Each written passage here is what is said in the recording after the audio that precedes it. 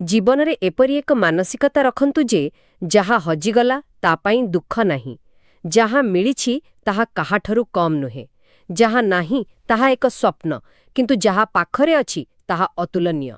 ଆଉ ଆଜି ଆମେ ସେହି ଦୃଷ୍ଟିକୋଣକୁ ହିଁ ଟିକେ ପରଖିବାକୁ ଯାଉଛୁ।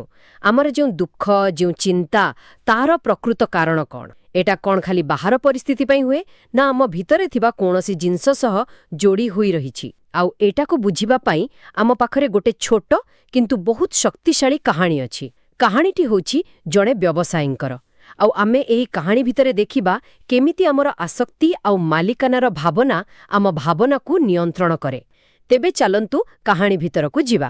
ସେ ବିମାନ ବନ୍ଦରରୁ ଓହ୍ଲାଇ ଘରକୁ ଯିବା ପାଇଁ ଗୋଟେ ଟ୍ୟାକ୍ସି କଲେ।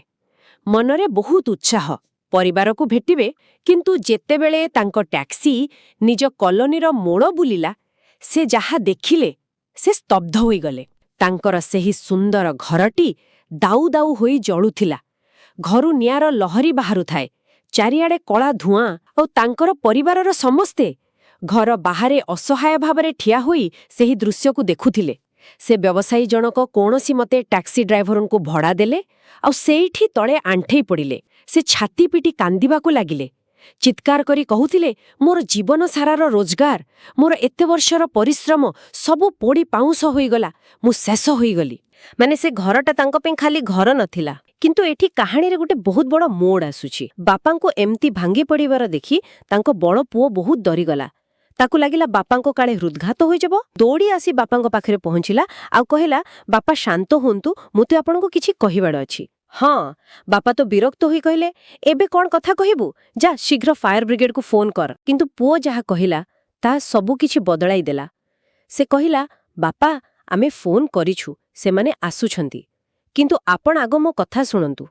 ଆପଣ ଯେତେବେଳେ ବିଦେଶରେ ଥିଲେ ଆମେ ଏ ଘରର ଗୋଟେ ସୌଦା କରିଦେଇଛୁ। ହଁ, ସେ କହିଲା, ଆମକୁ ବହୁତ ଭଲ ଦାମ ମିଳିଥିଲା ଆଉ ଆମେ ଘରଟା ବିକ୍ରି କରିଦେଇଛୁ। ବାପା ଆଶ୍ଚର୍ଯ୍ୟ ହୋଇ ପଚାରିଲେ, କ'ଣ କହିଲୁ? ଘର ବିକ୍ରି ହୋଇଯାଇଛି? ପୁଅ କହିଲା, ହଁ ବାପା। ଆଉ ଏ କଥା ଶୁଣିବା ମାତ୍ରେ ଗୋଟିଏ ମୁହୂର୍ତ୍ତରେ ସେ ବ୍ୟବସାୟୀଙ୍କ କାନ୍ଦ ପୁରା ବନ୍ଦ ହୋଇଗଲା। ମୋତେ ଯାହା ସବୁଠୁ ଅଧିକ ଆଶ୍ଚର୍ଯ୍ୟ କରୁଛି ସେଇଟା ହେଉଛି ତାଙ୍କ ପ୍ରତିକ୍ରିୟାର ଗତି। ଗୋଟିଏ ମୁହୂର୍ତ୍ତରେ ସେ ସମ୍ପୂର୍ଣ୍ଣ ଭାଙ୍ଗି ପଡ଼ିଥିଲେ ଆଉ ପର ମୁହୂର୍ତ୍ତରେ ସେ ସମ୍ପୂର୍ଣ୍ଣ ଶାନ୍ତ। ସେଉଠି ଠିଆ ହେଲେ, ନିଜ ଲୁହ ପୋଛିଲେ ଆଉ ଅନ୍ୟ ଲୋକଙ୍କ ପରି ଜଣେ ଦର୍ଶକ ଭାବରେ ସେଇ ଜଳୁଥିବା ଘରକୁ ଦେଖିଲେ।